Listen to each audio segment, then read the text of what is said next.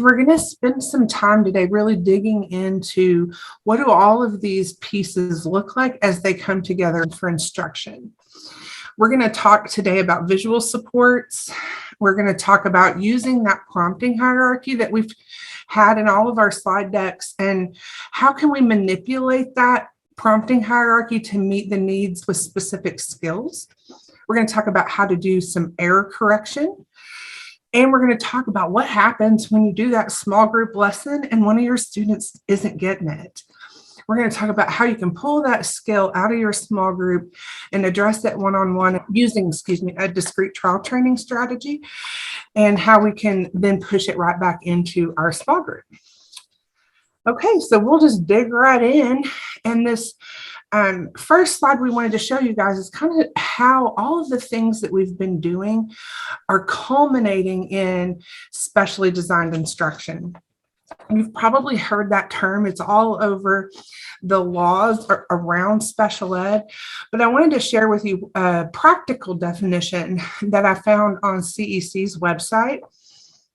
They say specially designed instruction is instruction that's tailored to a specific student.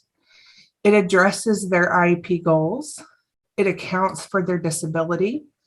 It provides modifications and adaptations to content, and it encourages access to the general curriculum. And we wanted to kind of bring that forward and lift that up today in our conversations, because that's our job, right? As special educators, people working with kids with disabilities, is to design that specially designed instruction. Okay. So what's the training today going to look like? It's going to be a little bit different. We're going to be doing a case study today and kind of digging deep into one kid and how all of these topics and strategies that we've talked about over the year, what does it look like in everyday application? So before I dig into the demographics of the classroom, I just wanted to share with you the level of collaboration that went into the development of this training. We had 4 special educators, 2 speech language pathologists, 2 occupational therapists, 1 literacy specialist, and 2 building level administrators. So that's a lot of different people putting their eyes on a task, right? And it's going to be a literacy lesson. It's a lot of people putting eyes on a student and really coming together to create that specially designed instruction. So just kind of keep that in mind. Those are all the perspectives that came to the table today for this case study. So classroom demographics. It is what's called a structured learning classroom. In some districts, these are ratioed classrooms. It might look like 1-6, 1-10 type of an environment. And this particular school is focused heavily this year on services and not placement. So in that classroom, you'll see down on the next line, it's K-4 and there's 6 to 7 students. Students are fluctuating in and out of that classroom based on their individual needs. So of those 6 or 7 kiddos, there's 2 students with autism, 2 students with intellectual disabilities, 3 students with multiple disabilities, and they're, kind of high needs, complex bodies, kiddos in wheelchair with high personal care needs. So you can imagine the zoning plan that has to be created to support this kind of student, these kinds of students. So hats off, that zoning plan training, I'm sure is coming in handy.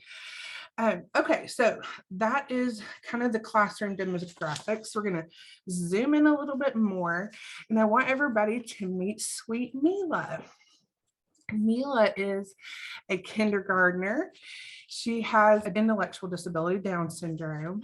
She is in kindergarten this year. She gets 60 minutes of OT, 30 minutes of PT, and 90 minutes of speech. So total, she's about 1,200 minutes of special ed each week. And just a side note there that she has glasses. You're not going to see those in the video, but it's something that we need to keep in mind because students with Down syndrome often have both visual and hearing deficits. If you recognize the top of this where it says student summary, that's from our student summary training that we did back in the fall. So this is where we're going to start to see all that come together. We're going to watch a video of Mila in class. Mr. Accord is implementing this lesson kind of as written, so probably what it would look like if we had walked into a kindergarten literacy lesson. It's small group, and we just wanted to give you guys a little sneak peek into the classroom before we really dig into Miss Mila's data. Sat. Good job, girls. I'm going to make a rhyming word. This says sat. And now I'm going to switch the first sound. Now what does it say? You're so close. Let's try again. It says at. At. Mat. You do it. Ready? Matt, you done it. Great job. All right, Mila. At. At. And now we have.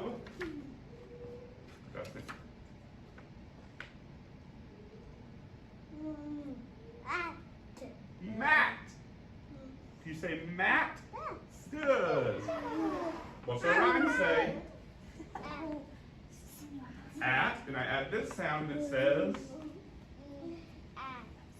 Matt. Can you say Matt? Matt. We got to put all together. Now we're going to take away our A and put our new letter. Our new sound is going to go in the middle. And this says yeah, very good. I says it. So that's just a little sneak peek of the lesson that Mila's working on. They had lots of skills going. There was a para there supporting them at the table. We will switch on and talk real quick. Now that you've kind of seen the classroom, it was a small group lesson, so the other students were with the other support staff doing another lesson across the room. So that's kind of what his zoning plan looked like at that time. And so we're going to zoom in on Mila, and we're going to start with her student summary. So the data binder and student summary training that's available on our website really walks you through how to get all the data that's available on a student organized in a binder. And then we take all of that data and we pull out pieces of it that we need to design our instruction onto our student data summary. So that's what you'll see here. And it's quite small, so we tried to kind of blow it up for you just a little bit. But you'll see we're going to focus on the reading and literacy section today. We've got her IEP goals that she's going to receptively identify all 24 letters and letter sounds, and expressively identify all 24. I think it's supposed to both expressive and receptive, So strengths for Mila: she can ID her letters. She knows some sounds. Then we've documented a few of her needs. And then we filled out that specially designed instruction section that's got some of those instructional strategies that we're going to talk about today. It's got her assistive tech that she's going to need for this lesson. And then also just a note that it's difficult for her to assess. It was difficult to assess her letter sounds due to her articulation deficits. So that's just kind of a brief overview example of how specific to literacy, we're taking all that data that we have and kind of pulling it through and using this student summary as a graphic organizer. Remember, these things are completely editable. Make this document work for you with the goal of pulling stuff from those evals that you can use to design instruction. So in your big data binder, you'll have all the students' most recent evaluations. At the time that we worked on the case study, Mila's evals were about a year old. So that means they were done when she transitioned from pre-K into school. So we've got about a year of growth that's not going to be necessarily reflected in these data points, but it gives you an idea of the challenge that Mila's team has had in designing her instruction and supporting her through this literacy lesson. So just real quick, from the psych eval, we pulled out that she needs extra time to process. And that makes sense, right? If you ask a student with an intellectual disability, specifically Down syndrome, if you ask a question, you have to wait and give them time to pull that information forward to give you an answer. It also noted that she needs visual supports and manipulatives, a full scale IQ of about 55. Again, super hard to test at that age because there's so many components of those evals, guys, that she doesn't understand the instructions for. She just doesn't have enough experience to demonstrate her skills. So I imagine that as she's retested over the years, you'll see this become more robust. But there were some limiting factors for the team doing the evaluations. The SOC examiner also noted the need to reteach the skills and different steps in order to help Mila take the information from her short-term memory and cement it in her long-term memory. And that she's going to need lots of verbal and nonverbal reinforcement. And you'll get to watch lots of video of Mila in the training today, and she eats up social praise. So that verbal reinforcement is very powerful for her. The speech eval, when our speech team went through that evaluation, one of the big things that they wanted us to highlight was that her articulation, so her ability to produce the sounds, was so impaired that she couldn't be tested. And that's pretty impactful when you think about learning to read. So that was one we needed to definitely bring forward. The team is also looking at different options for augmentative communication. So when Mila is working on lessons or trying to talk to a friend and her articulation is so bad that she cannot be understood, what is a repair strategy? Or what is a support that she might need? So her team is currently digging into that. And then notes that she has both deficits in receptive in what she takes in and expressive in what she's able to produce language. So speech-wise, speech and language are significantly impaired according to the evaluation results. Looking at the OT eval, in the lesson today, you'll see different segments where Mila is asked to write, to encode. She was working on the letter I. And so from all of those evaluations, we were able to say, oh, she's got a really immature grasp. Her visual motor skills were very delayed. She couldn't consistently at the time copy vertical and horizontal lines. And you'll see some difficulty that she has with fine motor skills. And then maybe to consider like graded difficulty from like finger painting to using a highlighter and really kind of working your way up with those fine motor skills.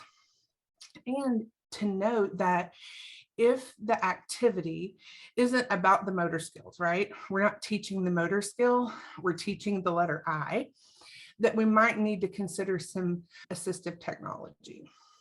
You'll also see today that Mila needs support with seating. And also you might even notice that she switches back and forth between left hand and right hand. So that dominance hasn't necessarily emerged yet.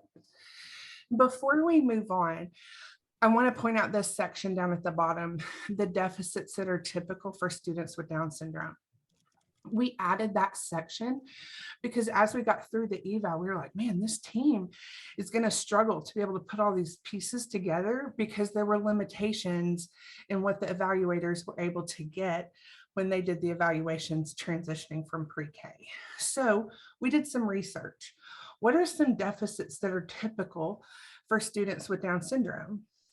And some of that research yielded, kiddos with an intellectual disability need multiple exposures, right? So thinking about that lesson as designed, she's probably not going to get it at the pace of the students in a general education classroom. She's going to need that repeated exposure. It's going to need to be a concrete representation with direct and intensive instruction. Students with Down syndrome often have a short attention span. So we're going to need to be changing those activities up pretty frequently. And then the memory piece, guys, is really, really, really important for us to think about as we're teaching new skills, as we're asking Mila to pull information out of her long-term memory and apply it to novel situations.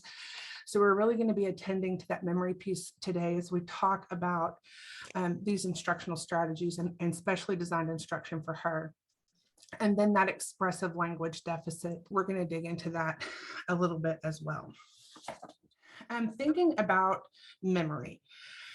And before we jump into this video, I want everybody to think about a time you've gone on a field trip. Maybe you went to the zoo and you take all of your students and everybody's had a great time. You're coming back into the school. Your principal is standing there so excited to see everybody's smiling faces, beaming after the zoo. And she bends down and she asks Mila maybe a question. She said, "What was your favorite animal at the zoo?" Crickets. Mila doesn't respond. Mila's got several things probably going on there in her ability to formulate that response. We may have some articulation difficulties. We may have some language difficulties. We may have some working memory problems. She's having trouble pulling information forward to answer that question. And maybe the principal was so excited. She was like, "Oh, did you see the elephants and the giraffes?" And so she's really trying to support Mila, but maybe missed an opportunity for some wait time. Has anybody ever experienced that? Asking a kid a question and then there's just nothing. You're like, "Wait, I know you were there. You absolutely loved the petting zoo. Why aren't you talking about the petting zoo?" And it has a lot to do with that language and memory. And so I kind of just want to let that kind of process for everybody as we move into this next section, because we're going to start talking about how do we support that? What does support for memory specifically look like? And so Before you start, what do you see? A tiger. A tiger. What do you see, Emma? What are the tigers doing? Do you know what they're doing? They're making a mess. They're making a mess. That's right. What do you think they're? What? I see some eggs and a spoon. What do you think they're doing? Making a mess. Are they reading or baking? Ooh. Baking. Baking. There you go. He's reading the recipe, and they're making. You think it's a cake or brownies? Brownies. What do you think, Emma? Cake or brownies? Does Emma like chocolate cake or chocolate brownies? Chocolate ice cream. Oh, well, hey, you know what? That works. She wants ice cream. You like brownies? I think we like brownies in here, huh? Yeah, so they're making something. Let's find out what they're making, okay? Are you listening? Have your ears on. Your ears on, Risa? Let me see. Are your ears on? All right. Baking. Baking. Will you wear a bib? What does I say? I forgot. What's it say? Yeah. So, I'm going to start. I'm going to find an eye. I see an eye right here. Do you see the eye? Come on. Your turn. Mila, your turn. Good job. Way to help your friend. We have to find an eye. Look. Mila, I found an eye. Risa found an eye. Emma found an eye. Your turn. Where's the eye? Where's an eye? Oh, that's a big mark. Whoa, but you started right here. Help me. You help me find an eye. Ready? Look, right there's an eye. Good job, sis. Good job, Risa. So, I need help counting all the eyes. Can you help me count? Yeah. All right, here, ready? Let's go. 1, 2, 3, 4, 4, 5. Baking. baking.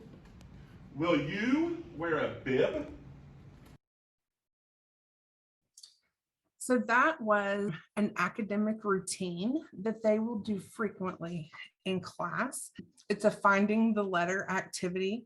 And that routine has, lots of visual support. We've got the board coming up. The kids are taking turns. They're getting up and moving. They're doing a great job. But it's an activity that they're going to do over and over and over again. And so think about the skills that it required of Mila. It required her to pay attention. It required her to use her fine motor skills when she got up to the board.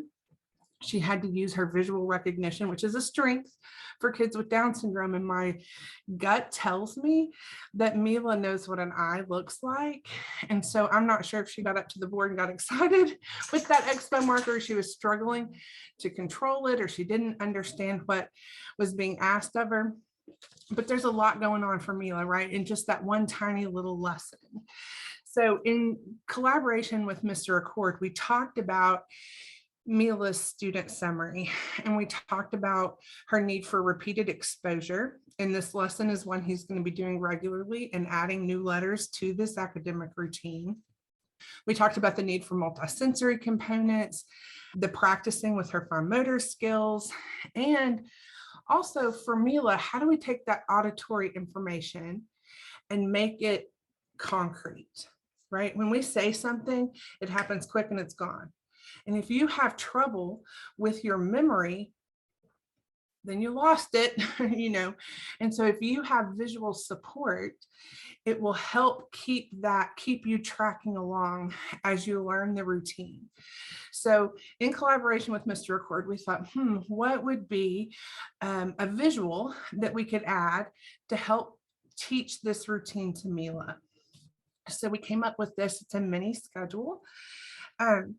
And having this, and it just the same steps. So she's going to sit at the table, she's going to read the story, she's going to find the letters, and then she's going to read the story again. So that's the routine.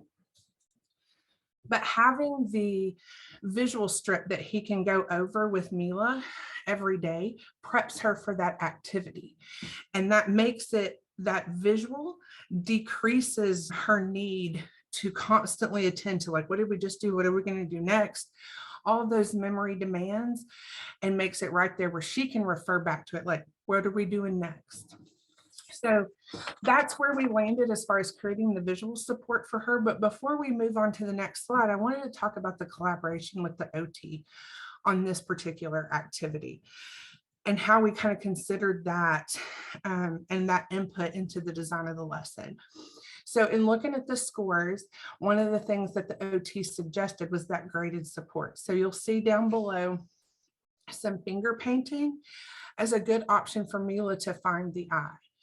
Talking to Mr. Accord, talking with the OT, we know, we have a pretty good hunch, right, that Mila knows what the letter I looks like. And so we've kind of deduced that the fine motor skill was the difficulty. So the finger painting would be a fun activity to write it big on the chart paper, because we also know she needs support visually. She's not wearing her glasses. So, but being able to go up to where the words are blown up and finger paint on the eye would be a great option, excuse me, to support her fine motor skills. And then maybe moving to a dauber, maybe switching it up. Mr. Accord, I think you'll see in one of the clips, uses a magnifying glass to find the letter, which is a super fun, engaging activity, but all working up to the highlighter or the pencil, which is what the gen ed activity looks like. So if you walked in on this lesson in a regular kindergarten classroom, find the letter they've got the story and they're using a highlighter to identify the eyes. But look how small you have to get to highlight the eye. So these are some options in collaboration with the OT on how we can support her fine motor skills in this lesson. I think we're going to pass it on over to Gretchen.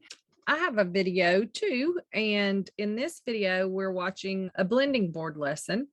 Each student is asked to identify the sounds in the rhyme and then add an onset and identify the sound in the onset, and then blend those sounds to make a whole consonant vowel consonant word. Like the rhyme would be act, and then add the k and for k, act, cat. One thing that we know about Mila from that student data summary is that she has significant articulation, or what we call speech sound deficits, such that a standardized articulation test could not be completed initially. She also has significant receptive and expressive language impairment. We know that students, from the research, that students who have language impairments often struggle with literacy skills.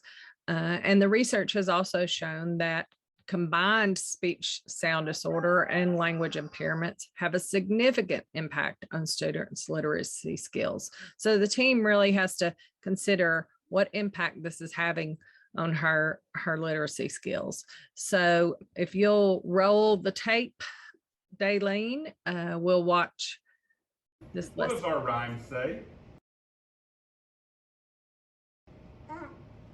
Act. At. Mila, ready? We're going to add an onset. Now what's it say? It's okay, up here. Hey, up here. What's it say?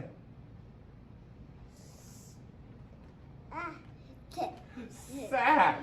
Can you say sat? You say it. Sat. Good. All right, Mila. At. At. And now we have.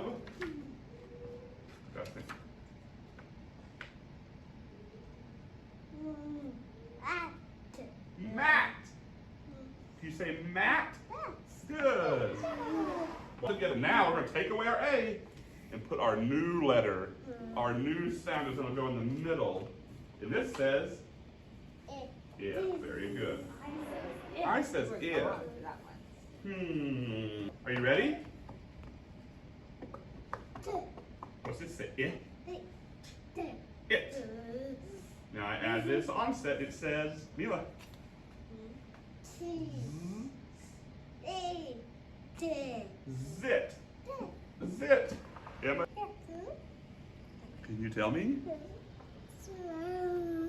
Yeah. Say, look, of our mouth shape. It's a circle. Can you say it? It. Oh. When planning this lesson for Mila, we have to consider those effects that her speech deficits are going to have on producing the sounds and also hearing her errors. So just to get a little nerdy with you guys, research has shown that when students have speech sound disorders or articulation disorders at the time they begin to learn to read, that it impacts their literacy skills long term. So what am I talking about when I say speech sound disorders? So the ASHA definition, or the big umbrella term, is referring to any difficulty or combination of difficulties with the perception or the motor production or the phonological representation of speech sounds and segments, including those rules that govern the allowable speech sound sequences in a language. Like some of our English sounds aren't allowed. It would sound weird to put them together or to blend them together. Whereas in a different language, French, maybe they put those sounds together. So that's what a speech sound disorder is.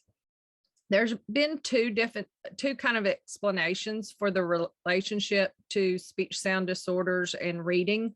One is that phonological representations, or what they say, how they produce the sounds, may be degraded or fuzzy, like they're not hearing it quite right.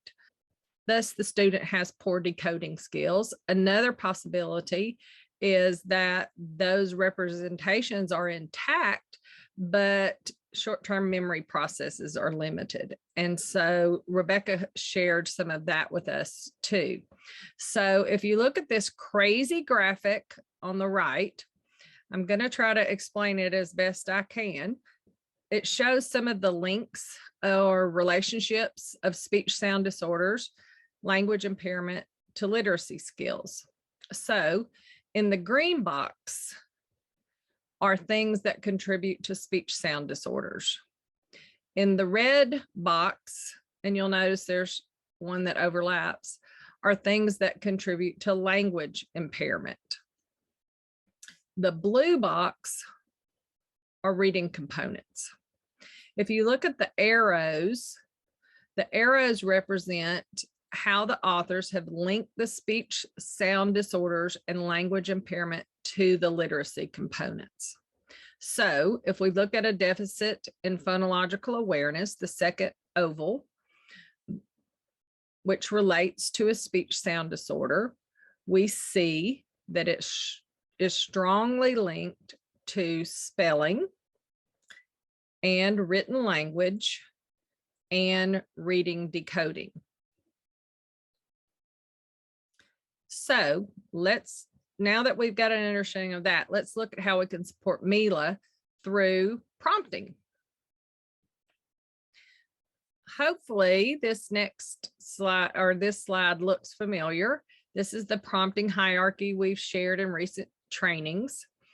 And this graphic shows different types of prompts and kind of a general flow of how they might work. It all depends on the student and the skill you're working on. There isn't a one-stop shop for prompting. So the important piece for teachers to know is the type of prompt and how they work together. As we design prompting, we want to make sure that it's a thoughtful process and that it's individualized to students. The goal of using a prompt is to get your student to the correct answer with as little intrusion as possible. We have to change the level of the prompt if it doesn't work. So if we start with one type of prompt and that doesn't work, the student is not successful, then we have to change that prompt level. I'm sure you've all heard the definition of insanity as doing the same thing over and over, expecting different results. Not us. We need to reflect and make those changes to the prompting levels. So the next slide, we're going to look at a least to most hierarchy tailored to the production of sounds in a small group phonics lesson. So like I said, some students may not be able to produce those sounds. They can often identify the letters and the sound. They just may have trouble producing the sound because of speech or articulation difficulties. These difficulties may be due to anatomical, physiological, or even neurological deficits, and hearing loss is also a factor. If there is an expectation for the reader to produce sounds, we have to consider these articulation difficulties. And we also want to remember that the goal of a reading program is learning to read. Difficulties with articulation need to be accommodated, and alternative means of sound production should be considered. We have to think about using visuals and providing models when prompting. In this hierarchy, we start at the top with independent visuals. So that might look like a classroom sound wall, and all the students have access to that. It might be pictures of the sounds being made, lips pictures. That also could be a visual prompt that those sound pictures could be brought down. So if students have vision impairment like Mila, and she can't see that sound wall, then she has that right there at the table with her. The next level is just a verbal only prompt. It's usually an auditory cue when the adult produces the sound like E, or might tell the student how to make the sound. We smile when we say the E sound, or we open our mouth more when we say the I sound. Next, we have a visual only prompt, which might be just holding up that handheld picture from the sound wall to let the student see that. A gesture prompt might be that the teacher shows the student the correct placement of the tongue, lips, teeth, and gives a description. When they give the description, that's pairing it with a verbal prompt. So you might use your hands to say, remember, we smile when we say the I sound. Or you might even help the student move their mouth into that place. Or you might even describe what the sound is like it's a lip popper, or it's the snake sound. That could also be paired as a visual verbal or a gesture verbal prompt.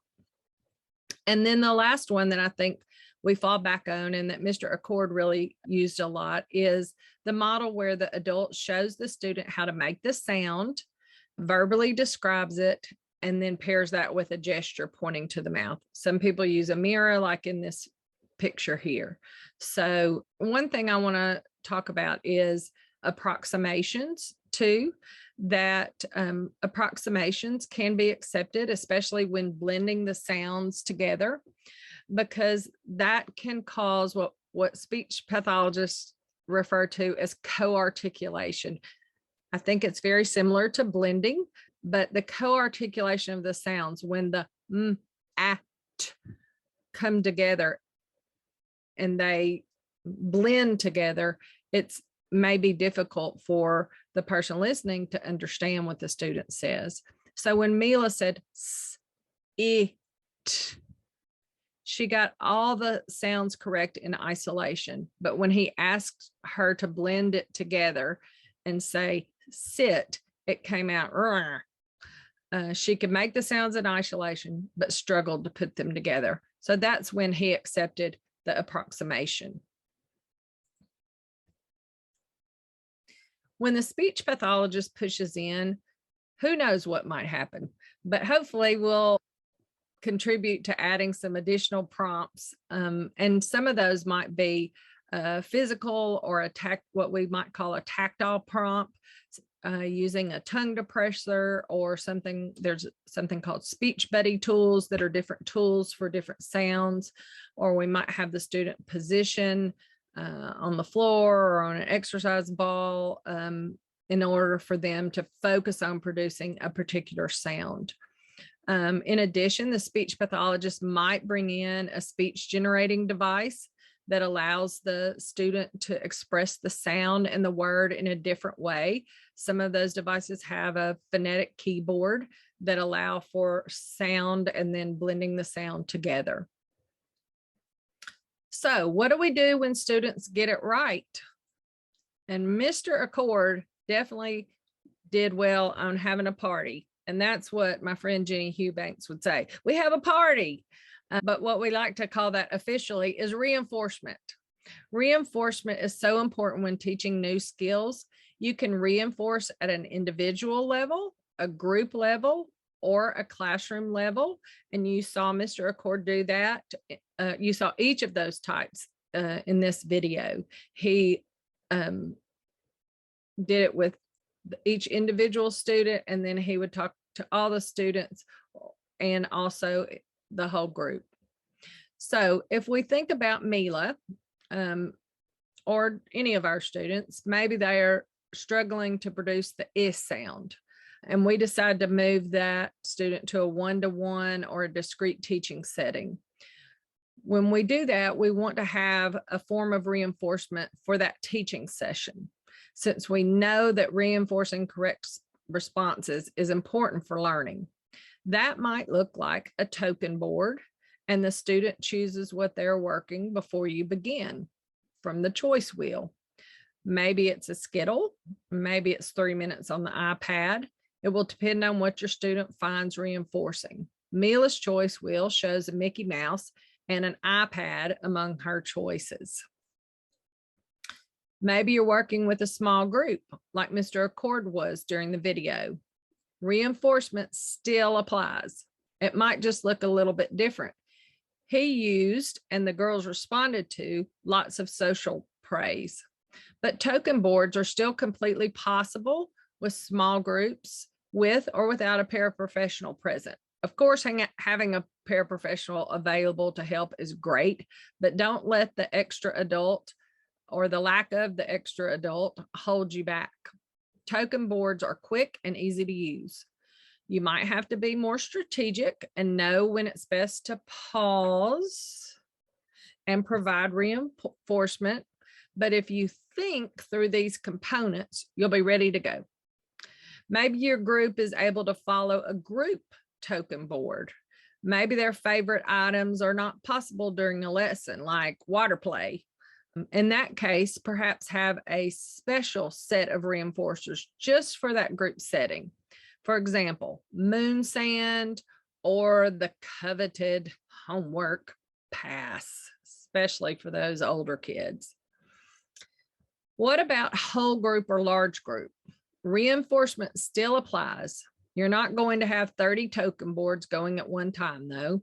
You might have one or two, depending on the students, but it's more likely you might have something like a marble jar on your desk, and the class is working toward filling that marble jar up so that they can earn a pizza party. Maybe they chorally respond to the prompt during the lesson and they all earn a mint because it was the best whole group participation you've ever seen. Or maybe you've been working on it for 2 weeks and it really, really is a big deal. They get it. So you stop, drop, and do their favorite brain break dance. So the bottom line is to be prepared. Have those reinforcers determined in advance for whole class or for specific students and be ready to hand them over. If you've been to our reinforcement training, you know the gold standard for getting a reinforcers passed out to an individual is about 1 to 3 seconds. Obviously, that will take longer with the group, but be ready. And as always, be sure you pair all of those items and activities with specific verbal praise, letting them know exactly what they did well. Way to go. You all said the is sound. So keep it up. It's my You're going to do a great job. I know you are. Thank you. Thank you. Okay, so now we're going to zoom out a little bit and go through some specific strategies that you can use. And we'll relate it back to Mila and to the lessons that we were seeing happening with her. I still have a couple fun videos to show you. But the first one I want to talk about, we're going to zoom out a little bit and just think about these literacy lessons that are usually taught in a small group or a whole group format. Many of our students are really concrete, and we don't want them to keep practicing a mistake, right? So we need to stop and correct the errors in the moment. And this is something that we have to think about our students. That goes back to that student summary and really knowing our kiddos. So I have a quick video example. This one isn't from Mila's classroom, but it's another elementary classroom that we got to visit recently. And it was just a great example of error correction in the moment that I want to show you real quick. Yeah, what did? We have dig, we took our duck, and now we're changing it to buck. The bat hits the ball. The bat hits the ball. Get up. Look, get up. That will always be good. Big. The bat hits the ball. Oh yeah? Good. Can you write dig? Okay. So in this example, that error correction was toward the end of the video, and it was focused on letter formation, not on phonemic awareness. I meant to remind you or kind of give you a heads up before we watched it, but that was the error correction, was for the writing, the encoding of that sound. So in this example, the teacher was using a marker board and the error correction was done on the marker board. The teacher knows this student and she knows that he's really been struggling with those D and B reversals. So she followed the steps that you see on the slide to correct that error using a just enough prompt. She stopped, she repeated the cue, and that was big, the bat hits the ball. She gave him that just enough prompt. In this example, it was just her gesturing to the model on her board, and that was enough. What you don't see in the video is that she did go on to reinforce the student, and if it hadn't worked, she could have done the same thing. She would have stopped, she would have repeated the cue and prompted just enough. The next prompt would be a model. So she could have demonstrated how to form that letter on her board while the student watched her. And that reinforcement is so important. This little picture you can see at the bottom of the screen under the video is a picture of the sticker chart that this teacher uses in her classroom. So each one of her students has this little sticker chart that's Charlie Brown themed that matches her classroom. It's laminated, they put the stickers on, and then they can just take them off and reuse it over and over again. And that works really well in this classroom for these students. That might look different in your classroom. You might be using a token board or another reinforcement system. Anything that Gretchen was mentioning might be something that you're using in your classroom. Just make sure that you're reinforcing the correct answers because we want to see more of those, right? So we're going to reinforce the things we want to see more of. Just pausing here and thinking a little bit about error correction. If this was a Haggerty lesson where the students are orally responding, it might look a little different, but you can still do a whole group error correction. Maybe you hear one or two students getting the sounds wrong or they're responding incorrectly. So you can stop, error correct as a whole group, have everyone practice the correct answer, reinforce that, and then move on. That isn't going to hurt anyone in the group, even the students who are getting it right. The extra practice isn't going to hurt. And it might really help those students who are making the error and keep them from practicing that mistake, which will make it harder to correct in the future. Just a quick example that I thought of when I was going through this slide was just, have you ever sung the word in a song wrong? Maybe sometimes for years before someone was like, wait a minute, what are you saying? And corrected you. If someone had corrected you the first or second time you'd done it, it'd probably be pretty easy to correct. You probably wouldn't even remember it. But if you've been doing it wrong for years and someone stops and corrects you, it's like, whoa, how long have I been doing that? And how hard is it to correct? I don't know about you, but I have a really hard time correcting those things that I've practiced over and over and over again. And so thinking about some of our students and those characteristics of a student like Mila that Rebecca was telling us about, she's going to have a really hard time correcting errors that she's practiced wrong, even just a few times. So that's where an error correction procedure really comes in. Okay, now we're going to talk about errorless learning. This is different from error correction because our goal with this strategy is to prevent the error from happening in the first place. To do this, we're going to use most to least prompting, which is the opposite of that just enough strategy we talked about. And so we're going to watch this video back of Mr. Accord's classroom again with that in mind. So we want to notice the most to least prompting, preventing the error from happening. And we're also going to look at how different students need different levels of prompting to be successful with this task.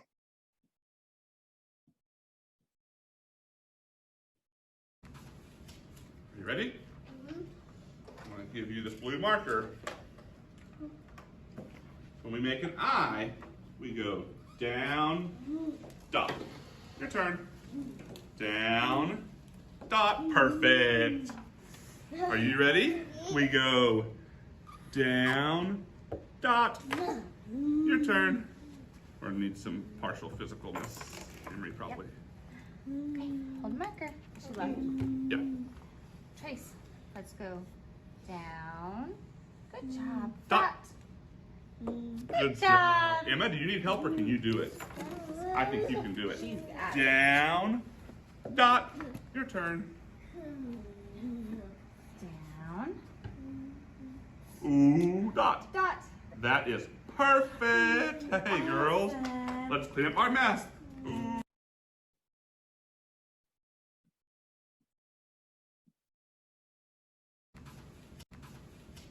You ready? Are you ready? Sorry, y'all, I don't know why the video wants to keep playing and it won't let me go back to my slide. I'm just going to talk over the video or with the video on the screen. So did you notice that the other students didn't need the same level of prompting that Mila needed to be successful? There was one student who didn't need a prompt at all. The other student on the far right needed a model prompt. She needed that the para to kind of show her what she was doing, and then she did it on her own. Mila needed a partial physical prompt. And the teacher, Mr. Accord, knew that Mila had continually made errors with writing the letter I, so he didn't want her to practice incorrectly. He wanted her to practice correctly from the very beginning. So he was intentional in planning to begin with the most intrusive prompt. In this case, it was a partial physical prompt to prevent her from making the error. It set her up for success. She was able to practice correctly, and that's exactly what we want. We want students to practice the correct skill so that we don't spend valuable learning time later reteaching and correcting mistakes that could have been prevented in the first place. This is especially important for students who have trouble correcting errors once they've practiced them. That's true for all of our students, but some of our students, and you probably can think of a few students that you know, if they practice the error, it is really hard to then break that pattern and correct it. This strategy can also reduce the anxiety and the negative emotions that are associated with being wrong and having to be corrected frequently. You probably also know students who have that characteristic. And so success from the start with that first answer will build their confidence. And I want to point out for a minute that what we learned from the data dive that Rebecca shared with us earlier about Mila needing repetition and multiple exposures, just thinking about that and this lesson that we just watched, the skill that we just watched, we could give Mila additional opportunities to practice writing the letter correctly in this lesson, and that would probably support her. So just thinking back and what are some things we could do to kind of help Mila be more successful in the task. Okay, so this is very similar to the one Gretchen showed us earlier with a different skill.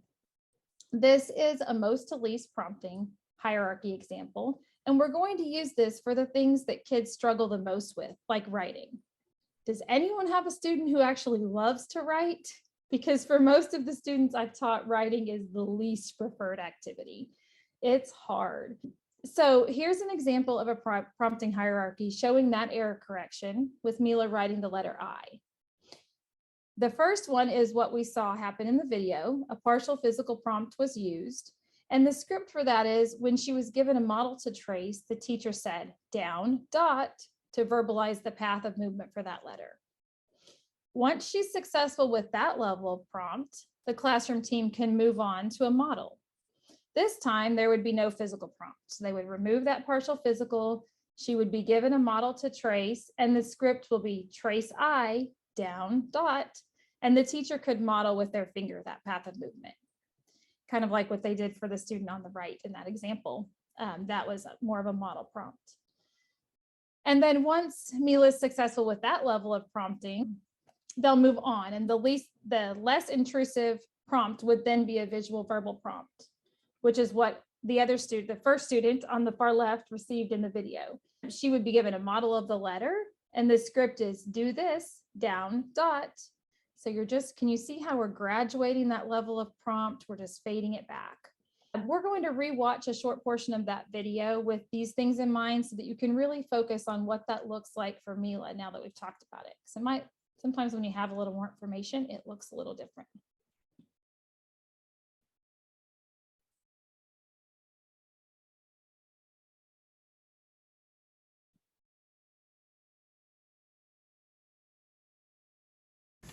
Are you ready? We go down, dot. Your turn. Or need some partial physicalness, Emery probably. So they're not even going to let her practice it incorrectly. Yep. Trace, let's go down. Good job. Dot. Good job.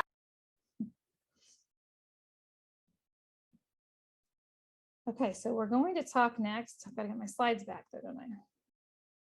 About fading prompts. So while errorless learning, or that most to least prompting, does have a place, just like with all other prompting strategies, we don't want to live there.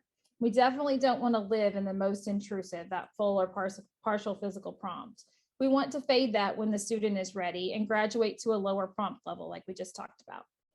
In the example with Mila, we want to fade her to tracing without the partial physical, then copy a model, then following the verbal instructions like the rest of the students, or like they would be doing in a general education classroom. This is a process that might take some time. And for Mila, that might take some time, more time than for most students, but that's okay. It's still a process that we can follow and we can help her be successful with. And so with fading prompts, we want to follow a plan. The important thing is to really think about and plan for fading. We want to evaluate progress, and we always want to reinforce students who are even a little bit more a little bit more independent than they were before. We want to heavily reinforce that success. Here's a little visual to help you think about fading prompts. We have to plan for it, and we have to really be intentional with that process. Okay, this might be one of my favorite teaching strategies, and most of you have probably heard of discrete trial training. Maybe you've heard of it as the acronym DT or DTT or DTI or discrete trial instruction. Those are all the same thing. We can use those terms interchangeably. Today I'll use DT or discrete trial because that's how I learned it. So it's what's easiest for me. You might already be using a curriculum that has a discrete trial teaching strategy built in, like STAR or LINKS. but you don't need a curriculum to use this strategy. Anybody can use it with the materials you already have. Why should we use discrete trial? It's a strategy that can be used to teach any discrete skill, and that's a skill requiring one response. It provides repeated exposure or intensive instruction on a needed skill. It breaks down the skill or the behavior into separate steps that have a clear beginning, middle, and end, and it consists of repeated trials with the learner receiving reinforcement for responding correctly. You can teach so many different types of skills with this strategy. You can teach academic skills, social skills, language and communication skills. There's so many things that we can teach. A firm gives 7 reasons to use discrete trial that are identified in the research. If you use this strategy or you are using it, you've probably discovered even more. So one reason is that it increases overall responding for students. It improves their ability to respond to questions, increases academic skills, increases perspective taking ability, increases verbal communication, it increases emotional recognition, and it increases adaptive behavior skills. Think about your students and their needs. Does this sound like a list of skills that probably all of our students could use? So there's kind of our basis for why we should use discrete trial. I wish I had time to give you more about discrete trial. I feel like we're just kind of doing a quick drive-by, and we really are, because this is part of a bigger instructional strategies training. But now we have the basic overview of what it is and why we would use it. Let's look at how. Discrete trial has 3 main components that you see on the slide. There's the instructional cue, or what we're asking the student to do, also known as the antecedent. There's the student response, or the behavior. And when we're giving a student a cue, they have 3 different ways they can respond. They can give a correct response, they can give an incorrect response, or there could be a no response. And then the consequence is what we do, or it's our response as educators. That can be us reinforcing for a correct response, using an error correction procedure that we just talked about if they didn't respond correctly or they didn't respond at all. And you might, as a note, you might see error correction referred to as corrective feedback when you look at the discrete trial research and dig into it. It's the same thing. We're going to use error correction because that's what we've used throughout this training. So let's think about what that would look like for Mila.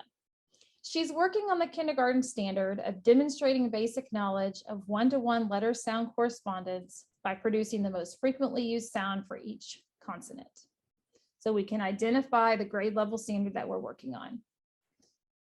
Then we've noticed that in small group for the past 2 days, Mila struggled to respond to the prompt, "What is this sound?" when shown the letter. The reason for that is probably because she had learned her letter names prior to learning the sounds.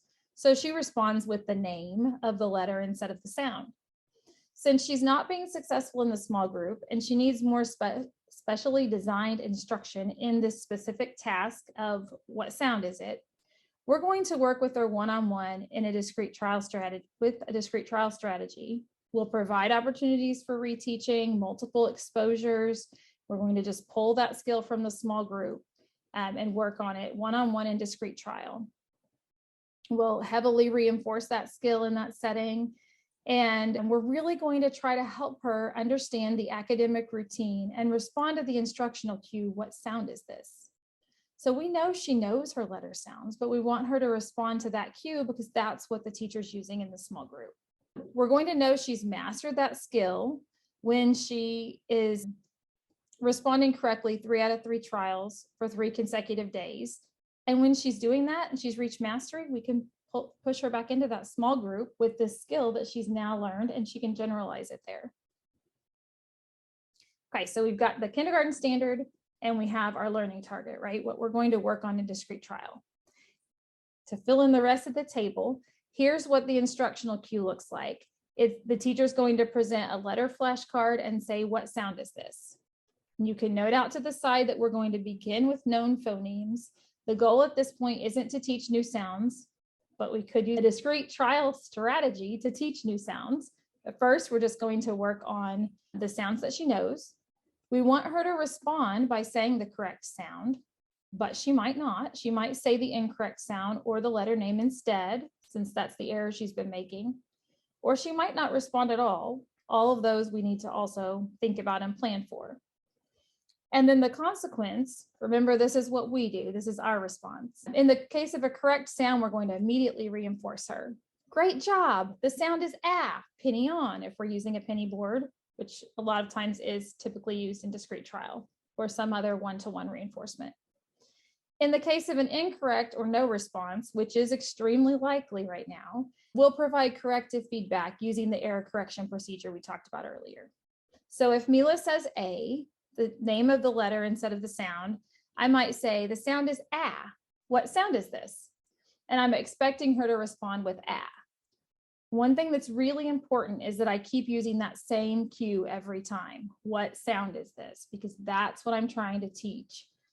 That's the skill I'm trying to teach. And I don't want to be confusing. So I'm going to keep it to the fewer words, the better. Even when I error correct, I'm probably not going to say, no, that isn't right. It's ah. I'm just going to cut the extra out. I'm just going to say, this is ah. What sound is it? So that she's not having to filter out the rest of that verbal information I'm giving her. She can really just focus on the very important part, and especially that cue that I'm giving. And just like we talked about earlier, I'm going to need to plan to fade the prompt, and that can usually be done pretty quickly in a one-to-one discrete trial setting. Once Mila is responding correctly to that instructional cue, what sound is it, without prompting, I can then use this lesson to pre-teach phonemes to prepare her for small group, or I can use it as a reteach strategy for those errors that she's making in the small group. And then once again, she'll go back to the small group to generalize and practice those skills. Like I said, I really would like to go deeper into discrete trial. This is just a real quick overview. If you're wanting to know get more information about how to use discrete trial, Affirm, MAST, and AIM all have modules on this topic that can easily be found in a Google search. And you're welcome to dig deeper there. And if you need more details, we also like to nerd out about discrete things like discrete trials. So if you ever want to do that, just let us know. Let's talk for a minute about data collection, because we really it would be sad if we finished up this training and didn't talk about data collection. So thinking about all those instructional strategies that we talked about today, talked about several different things. We've talked about different ways to use these strategies in instruction. If you could tell me in one word what drives the instruction, I hope the word would be data. So we have to have recorded data, either on paper or electronically, to make database decisions regarding our instruction. Our gut instinct or teacher intuition just doesn't cut it. And I promise you, there isn't a human in existence that has a memory that can store all the data for all your students, for all the subjects that you're teaching. Also, data is proof that you're implementing your IEP.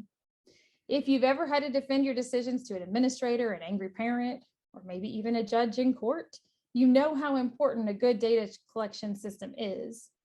And that could easily be a reality for any of us. So if we're going to make database decisions, we're going to have to demonstrate how we're using and collecting the data. When we're doing that, we won't have as much to worry about when those things come up. So DT is meant to have live data, current, up to date, and collected during every session. So here's an example of Affirm's discrete trial data sheet that has the added bonus of being a self-graphing data sheet. If you're looking for a solid data collection form for a discrete trial, this is a good one to check out. If you use a curriculum like STAR or LINKS, there's a DT data sheet that comes with that curriculum. Use it, it's great.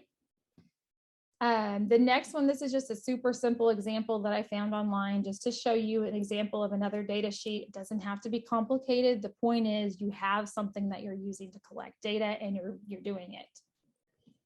Here's a small group data sheet where they're looking at skills across the top for that day, and then the students, and they're just putting how many each student got correct.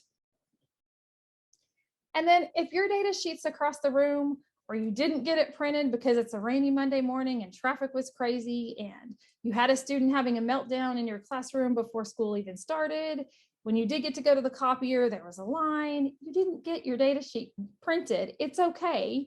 Don't let that stop you from collecting data. Grab the nearest sticky note, scrap paper, whatever you've got. The point is just do it, just collect it. You can create your own data sheet or use a pre-made data collection sheet that works for you. I got lost in the Google archives of data sheets yesterday. There are so many. Teacher Pay Teacher, of course, has all the things. Also talk to your colleagues. What are they using? A lot of times that's a really good way to get something that'll work for you. And then the other important piece, we've collected the data, but all the data in the world will be useless if we don't ever reflect on it and use it to make instructional decisions. The data will tell us if our strategy is successful, if it's time to move on because the student has mastered the skill and they're ready to generalize it in another setting. Or maybe it'll tell us that we need to back up and make some adjustments, maybe do some reteaching, try a different prompt level. So our data can give us so much information. And if I can sum up data collection in 3 words, it would be just do it. Just collect the data, analyze it, use it. Okay, we're wrapping up, but we do want to give a special shout out to Mr. Accord for his collaboration in Project Prepare over the last 3 years. He has been on a journey as a teacher. He's been willing to dig into the training topics that we've covered, to be coachable and try new things in his classroom, to let us come in video and use it for a training. So we completely appreciate that. Thank you, Mr. Accord. And another special shout out to Mrs. Robertson at Mulberry in Mulberry, Arkansas, for her hard work with Project Prepare this year. We appreciate her willingness to open up her classroom to us and to share the teaching and learning that was happening there. It's been great to visit those rooms, and we really appreciate that, the ability to use your videos and really use real student examples in this training. Hopefully that's made it more interesting and concrete.